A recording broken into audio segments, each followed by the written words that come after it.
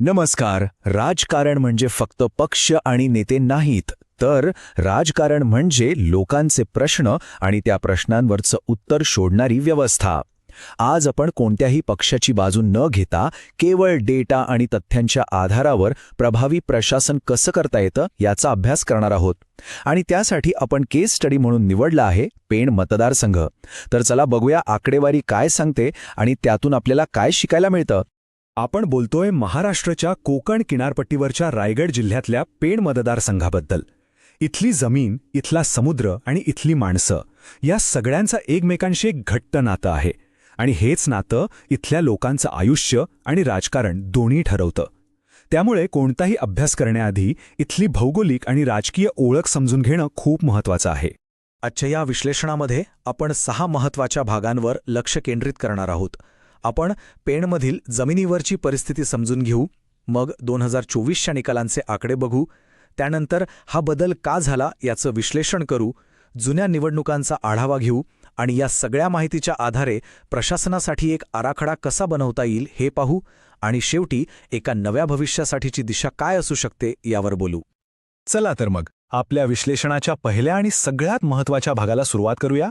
कारण कोणतेही राजकारण हे हवेत नाही, तर ते जमिनीवर, तिथल्या मातीत आणि माणसांमध्ये रुजलेलं असतं. आधी ते समजून घेऊया.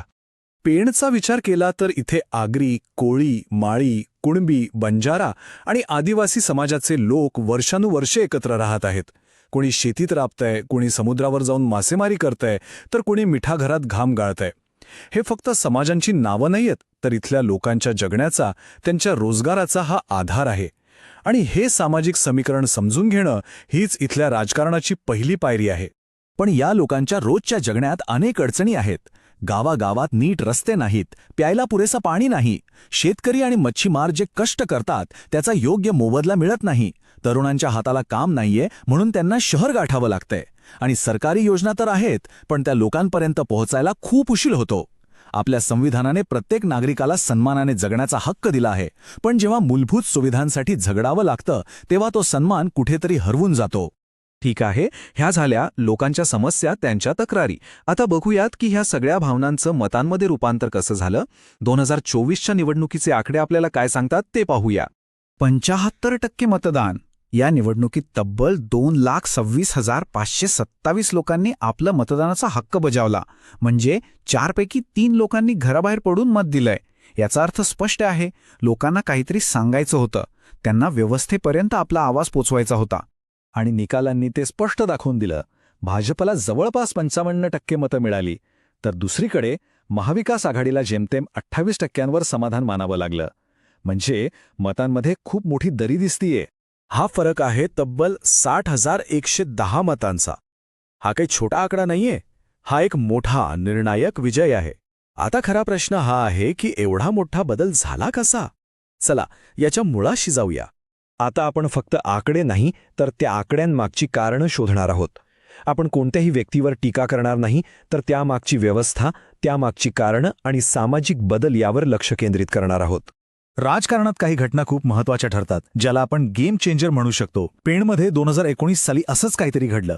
जेव्हा ज्येष्ठ नेते रवी शेठ पाटील यांनी काँग्रेस सोडून भाजपमध्ये प्रवेश केला, तेव्हा काँग्रेसची पारंपरिक मतं मोठ्या प्रमाणावर विभागली गेली. हा एक मोठा निर्णायक क्षण होता. इथे आपल्याला दोन्ही बाजूंच्या संघटनात्मक ताकदीतला फरकही दिसतो. एका बाजूला भाजपचं एक मजबूत, शिस्तबद्ध आणि तळागाळापर्यंत पोहोचलेलं नेटवर्क आहे, तर दुसऱ्या बाजूला महाविकास आघाडी आहे, जिथे वैचारिक ताकद आहे पण एकसंध आवाज आणि संघटनात्मक बांधणीची कमतरता जाणवते.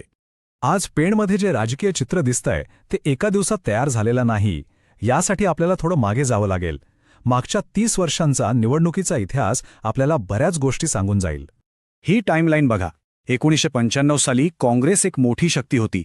2009 ते 2014 पर्यंत शेतकरी कामगार पक्षाचा प्रभाव होता. पण 2019मध्ये एक मोठा राजकीय भूकंप झाला. रवी शेठ पाटील भाजपमध्ये आले आणि त्यांनी 52% मतं मिळवली, तर काँग्रेस फक्त 1%वर आली. आणि 2024मध्ये भाजपने आपली पकड आणखी मजबूत केली. यातून दिसतं की हा बदल हळूहळू पण निश्चितपणे झाला आहे. म्हणूनच म्हटलंय की पेणच्या राजकारणाची जमीन एका रात्रीत बदललेली नाही. आधी हळूहळू परिस्थिती बदलत गेली आणि मग एक मोठा धक्का बसला, ज्याने सगळी समीकरणं बदलून टाकली. ठीक आहे, आपण समस्या समजून घेतली, कारणं शोधली, पण आता पुढे काय? फक्त विश्लेषण करून थांबायचं नाहीये. या माहितीच्या आधारावर मतदारांशी पुन्हा नातं जोडण्यासाठी एक ठोस, कृती करण्यायोग्य आराखडा कसा बनवता येईल ते पाहूया. सर्वात पहिला आणि महत्त्वाचा मुद्दा आहे नेतृत्व. एक असा नेता हवा जो लोकांमध्ये मिसळेल, त्यांची भाषा बोलेल, त्यांच्या समाजाचा असेल, पण त्याचवेळी विकासाची नवी भाषा आणि आधुनिक दृष्टिकोन ठेवेल, जो फक्त नेता नाही तर लोक आणि सरकारी योजना यांच्यामधला एक संबंध सेतू म्हणून काम करेल. दुसरा आधारस्तंभ आहे तुमचा संदेश. तो अगदी स्पष्ट हवा. लोकांच्या 3 मुख्य समस्या, शेतकरी आणि मच्छीमारांच्या अडचणी, रस्ते आणि पाणी, आणि तरुणांची बेरोजगारी, यावर थेट बोलायला हवं. फक्त आश्वासनं नाही, तर ठोस कामांचा एक जाहीरनामाच लोकांपुढे ठेवायला हवा.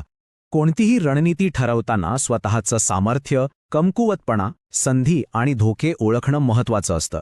यालाच स्वॉट विश्लेषण म्हणतात. इथे आघाडीची ताकद आहे, पण त्याचवेळी एकसंधतेचा अभाव ही कमकुवत बाजू आहे. लोकांच्या नाराजीची संधी आहे, पण भाजपच्या मजबूत प्रचार यंत्रणेचा धोकाही आहे.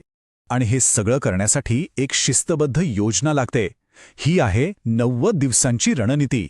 निवडणुकीच्या 90 दिवस आधीपासून ते मतदानाच्या दिवसापर्यंत प्रत्येक टप्प्यावर काय करायचं याचा एक स्पष्ट आराखडा. उमेदवार निश्चित करण्यापासून ते मतदारांना मतदान केंद्रापर्यंत आणण्यापर्यंत सगळं काही नियोजनबद्ध हवं. आणि या सगळ्याच्या मुळाशी आहे एक महत्त्वाचा विचार. तो म्हणजे आवाजाने नाही तर कामाने उत्तर द्या. नुसता आरडाओरडा करून, दुसऱ्यावर टीका करून लोकांचा विश्वास मिळत नाही. विश्वास हा कामातून, लोकांमध्ये उपस्थित राहून आणि त्यांच्या प्रश्नांवर ठोस कृती करून कमवावा लागतो. तर आपण या सगळ्या विश्लेषणाच्या शेवटच्या टप्प्यात आलो आहोत. डेटाने आपल्याला आव्हानं दाखवली आहेत, पण त्याचवेळी संधींचे दरवाजेही उघडले आहेत. आता या संधीचं सोनं कसं करायचं हा खरा प्रश्न आहे. पुढचा मार्ग सोपा नाहीये, तो खडतर आहे, पण डेटा आपल्याला एक स्पष्ट दिशा दाखवतो. जर लोकांच्या मूलभूत गरजांवर म्हणजे पाणी, रोजगार, रस्ते यावर लक्ष केंद्रित केलं तर लोकांमध्ये एक नवी ऊर्जा निर्माण होऊ शकते का? सार्वजनिक जीवनात काम करताना लोकांच्या माहितीचा आदर करणं आणि त्यांच्या गोपनीयतेचं संरक्षण करणं हे आपलं कर्तव्य आहे. नवीन डेटा संरक्षण कायद्यानुसार लोकांची संमती घेऊनच त्यांच्याशी संवाद साधला पाहिजे. हे फक्त कायद्याचं पालन नाही, तर लोकांप्रती असलेली आपली जबाबदारी आहे. शेवटी एकच गोष्ट स्पष्ट आहे.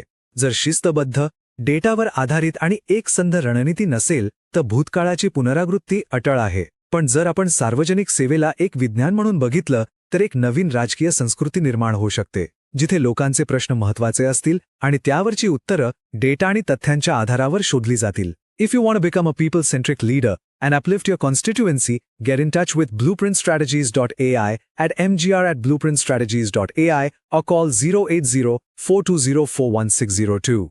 Purpose beyond politics.